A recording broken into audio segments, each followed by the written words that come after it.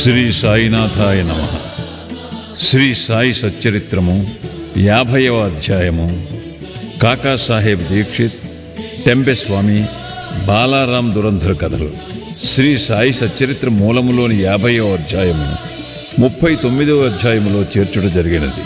కారణము అందులోని ఇతివృత్తము కూడా ఇదియే కనుక సచ్చరిత్రలోని 51వ అధ్యాయము ఇచ్చట 50వ అధ్యాయముగా పరిగణించవలను.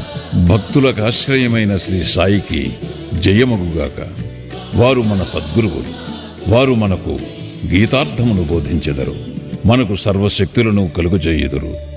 ఓ సాయి, మా యందు కనికరించుము, మమ్ము కటాక్షింపుము. చందన వృక్షములు మలయ పర్వతముపై పెరిగి వేడిని పోగొట్టును. మేఘములు వర్షమును కురిపించి చల్లదనము కలుగజేయుచున్నవి.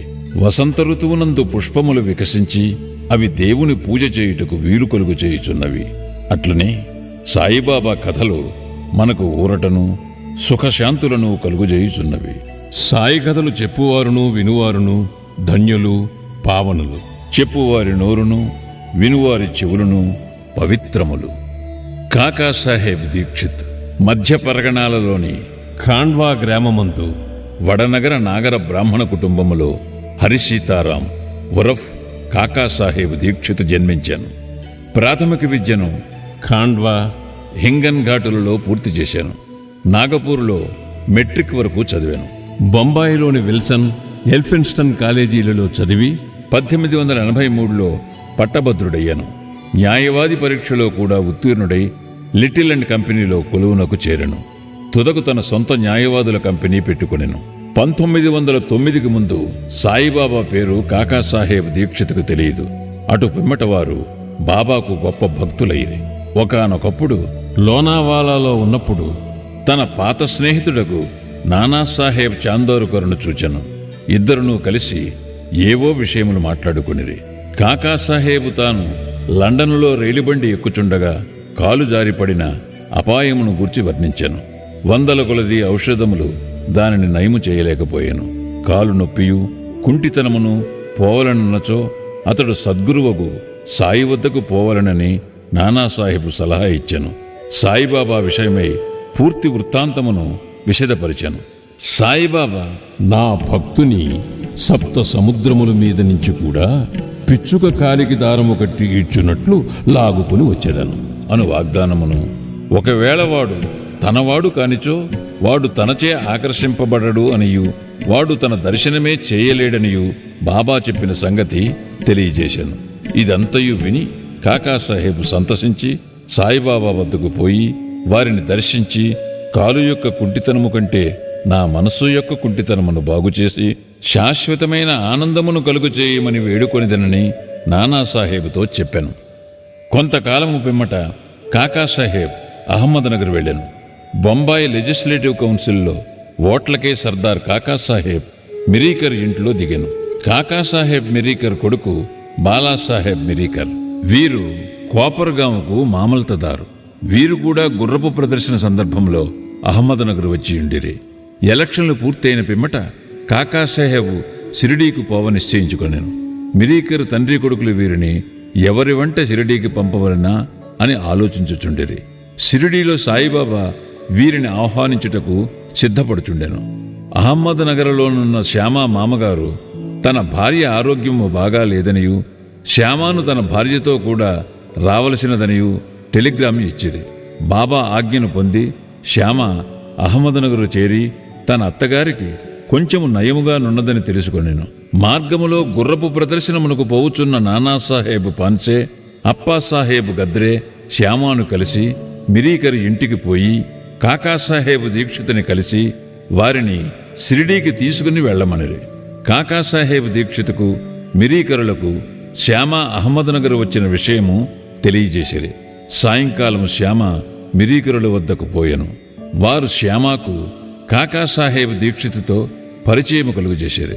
శ్యామ కాకాసాహెబ్ దీక్షితుతో కోపర్గాముకు ఆనాటి రాత్రి 10 గంటల రైల్లో పోవాలని నిశ్చయించిరి. ఇది నిశ్చయించిన వెంటనే ఒక వింత జరిగాను.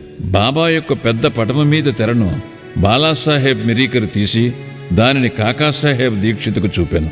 కాకాసాహెబ్ షిరిడీకి పోయి ఎవరినైతే దర్శించవలనని నిశ్చయించుకొనెనో వారే పటము రూపముగా అచ్చట తన్ను ఆశీర్వదించుటకు సిద్ధముగానున్నట్లు తెలిసి అతడు మిక్కిలి ఆశ్చర్యపడెను. ఈ పెద్ద పటము మేఘశ్యామునిది.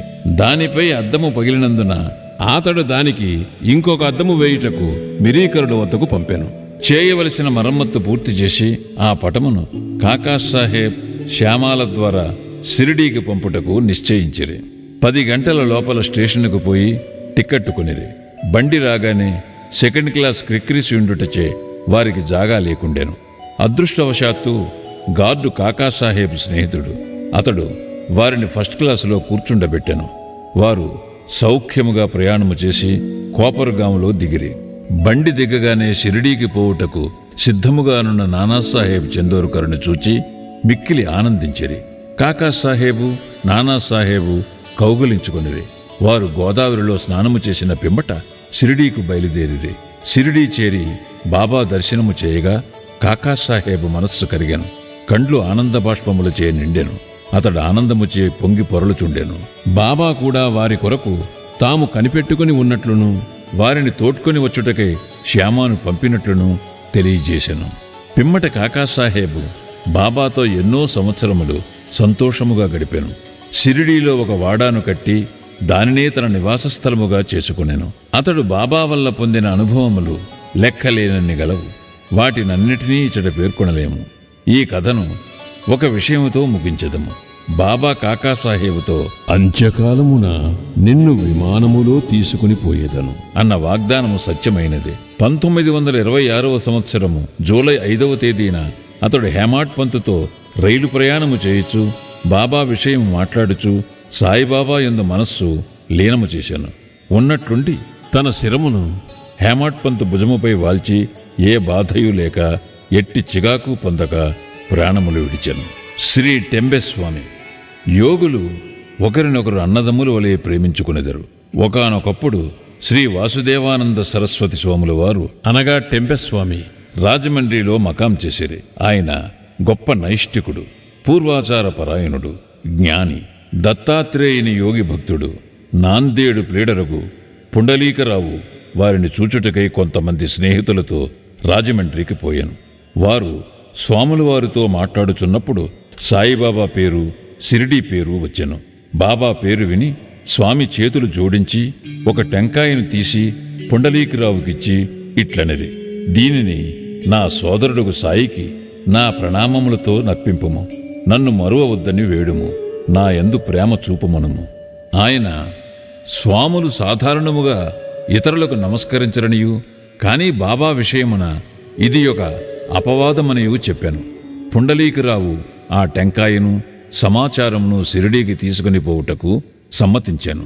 బాబాను స్వామి సోదరుడనుట సమంజసముగా నుండెను. ఏలన బాబా వలె వారును రాత్రింబవళ్ళు అగ్నిహోత్రమును వెలిగించియే యుంచిరి. 1 నెల పిమ్మట పుండలీకరావు తదితరులు షిరిడీకి టెంకాయను తీసుకుని వెళ్ళిరి. వారు మన్మాడు చేరిరి. దాహము వేయుటచే ఒక సెలయేరుకడకు పోయిరి. పరగడుపున నీళ్లు త్రాగకూడదని కారపు అటుకులు ఉపాహారము చేసిరి. అవి మిక్కిలి కారముగా ఉండుటచే టెంకాయను పగులుకొట్టి దాని కోరును అందులో కలిపి అటుకులను రుచికరముగా చేసిరి. దురదృష్టము కొలది ఆ కొట్టిన టెంకాయి స్వాముల వారు పుండలీకరావుకిచ్చినది. షిరిడీ చేరున్నప్పటికీ పుండలీకరావుకి ఈ విషయం జ్ఞప్తికి వచ్చెను. అతడు మిగుల విచారించాను. భయముచే వణుకుచూ సాయిబాబా వద్దకేగాను. టెంకాయ విషయము అప్పటికే సర్వజ్ఞుడగు బాబా గ్రహించెను. బాబా వెంటనే తన సోదరుడుగు టెంపెస్వామి పంపించిన టెంకాయను తెమ్మనెను. పుండలీకరావు బాబా పాదములు గట్టిగా పట్టుకుని తన తప్పును అలక్ష్యమును వెలిబుచ్చుచు పశ్చాత్తాపపడుచు బాబాను క్షమాపణ వేడెను. దానికి బదులు ఇంకొక టెంకాయను సమర్పించదను అనెను. కాని బాబా అందులకు సమ్మతించలేదు. ఆ టెంకాయ విలువ సాధారణ టెంకాయకు ఎన్నో రెట్లనియు దాని విలువకు సరిపోవుదింకొకటి లేదనియూ చెప్పుచూ నిరాకరించాను. ఇంకనూ బాబా ఇట్లనెను, ఆ విషయమై నీవేమాత్రమూ చింతింపనవసరము లేదు. అది నా సంకల్పము ప్రకారము నీకివ్వబడెను. తుదకు దారిలో పగుల కొట్టబడెను. దానికి నీవే కర్తవని అనుకొననేలా? మంచి కాని చెడ్డ కాని చేయుటకు నీవు కర్తవని అనుకొనరాదు. గర్వాహంకారరహితుడు వెయ్యుండుము, అప్పుడే నీ పరచింతన అభివృద్ధి పొందును. ఎంత చక్కని వేదాంత విషయమును బాబా బోధించెనో చూడుడు. బాలారాం దురంధర్ బొంబాయికి దగ్గరున్న శాంతాక్రజులో పఠారే ప్రభుజాతికి చెందిన బాలారాం దురంధర్ అనువారుండిరి. వారు బొంబాయి హైకోర్టులో న్యాయవాది. కొన్నాళ్లు బొంబాయి న్యాయశాస్త్ర కళాశాలకు ప్రిన్సిపాల్గా నుండెను. దురంధర్ కుటుంబంలోని వారందరూ భక్తులు, పవిత్రులు, భగవచ్చింతన కలవారు. బాలారాం తన జాతికి సేవ చేశాను. ఆ విషయమై ఒక గ్రంథము రాశాను.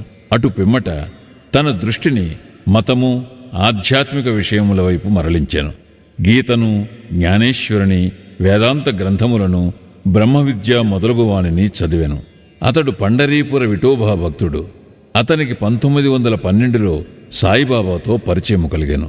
6 నెలలకు పూర్వము తన సోదరులకు బాబుల్జీయును, వామనరావును షిరిడీకి పోయి బాబా దర్శనము చేసిరి. ఇంటికి వచ్చి వారి అనుభవములను బాలారామునకు, ఇతరులకు చెప్పిరి. అందరూ బాబాను చూడ నిశ్చయించిరి. వారు షిరిడీకి రాకమునిపే బాబా ఇట్లు చెప్పాను: ఈ రోజున నా దర్బారు జనులు వచ్చుచున్నారు. దురంధర సోదరులు తమ రాకను బాబాకు తెలియజేయనప్పటికీ బాబా పలికిన పలుకులు ఇతరుల వలన విని విస్మయముందిరి.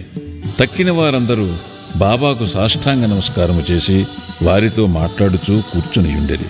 బాబా వారితో ఇట్లనెను: వీరే నా దర్బారు జనులు. ఇంతకు ముందు వీరి రాకయే మీకు చెప్పియుంటిని. బాబా దురంధర సోదరులతో ఇట్లనెను: గత 60 తరముల నుండి మనముండురలము పరిచయము గలవారము. సోదరులందరూ వినయ విధేయతలు గలవారు. వారు చేతులు జోడించుకొని నిలిచి బాబా పాదముల వైపు దృష్టిని నిగిడించిరి. సాత్విక భావములు అనగా కండ్ల నీరు కారుట, రోమాంచము, వెక్కుట, గొంతుగా ఆర్చుకొని పోవుట మొదలగునవి వారి మనస్సులను కరిగించెను. వారందరూ ఆనందించిరి. భోజనానంతరము కొంత విశ్రమించి తిరిగి మసీదుకు వచ్చిరి. బాలారాం బాబాకు దగ్గరగా కూర్చొని బాబా పాదములు ఒత్తుచుండెను. బాబా చిరుము త్రాగుచూ దానిని బాలారామునికిచ్చి పీల్చుమనెను. బాలారాం చిరుము పీల్చుటకు అలవాటు పడి ఉండలేదు. అయినప్పటికీ దానిని అందుకొని కష్టముతో పీల్చాను. దానిని తిరిగి నమస్కారములతో బాబాకు అందజేశాను. ఇదియే బాలారామునకు శుభ సమయము. అతడు 6 సంవత్సరముల నుండి ఉబ్బసము వ్యాధితో బాధపడుచుండెను. ఈ పొగ అతని వ్యాధిని పూర్తిగా నయము చేశాను. అది అతనిని తిరిగి బాధ పెట్టలేదు. 6 సంవత్సరముల పిమ్మట ఒకనాడు ఉబ్బసము మరల వచ్చెను. అదే రోజు అదే సమయమందు బాబా మహాసమాధి చెందెను. వారు షిరిడీకి వచ్చినది గురువారం. ఆ రాత్రి బాబా చావడి ఉత్సవము చూచు భాగ్యము దురంధర సోదరులకు కలిగెను. చావడిలో హారతి సమయమందు బాలారాము బాబా ముఖమునందు పాండురంగని తేజస్సును, ఆ మరుసటి ఉదయము కాకడ హారతి సమయమందు అదే కాంతిని, పాండురంగ విఠలుని ప్రకాశమును బాబా ముఖమునందు కనెను. బాలారాం దురంధర్ మరాఠీ భాషలో తుకారాం జీవితమును వ్రాసెను. అది ప్రకటింపబడకమునిపే అతడు చనిపోయాను. 1928లో అతని సోదరులు దానిని ప్రచురించిరి. అందు బాలారాం జీవితము ప్రప్రథమమును వ్రాయబడెను. అందు వారు షిరిడీకి వచ్చిన విషయము చెప్పబడి ఉన్నది. శ్రీ సాయినాథాయ నమః. 50వ అధ్యాయము సంపూర్ణము. సద్గురు శ్రీ సాయినాథార్పణమస్తు. శుభం భవతు.